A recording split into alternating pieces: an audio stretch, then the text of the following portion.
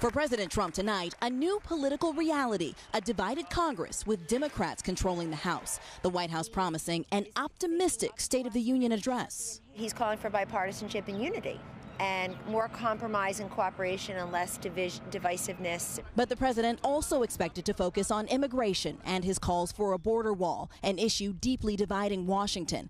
Today, the White House downplaying an imminent national emergency declaration. We need Congress to finish its job. But making clear it is not off the table, to the dismay of some Republicans. If he were to do that, it would likely end up in litigation and be dragged on for years. It comes as President Trump sends more troops to the border and continues to build his case for the wall. Among his guests tonight, the family of a couple authorities say was killed by an undocumented immigrant.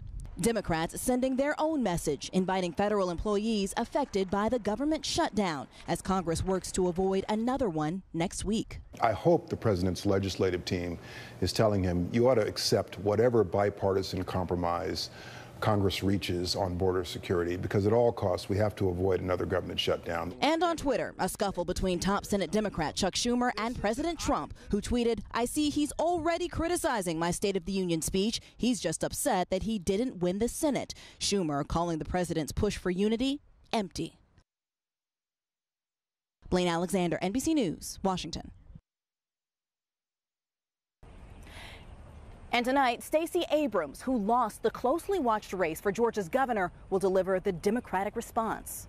Blaine Alexander, NBC News, Washington.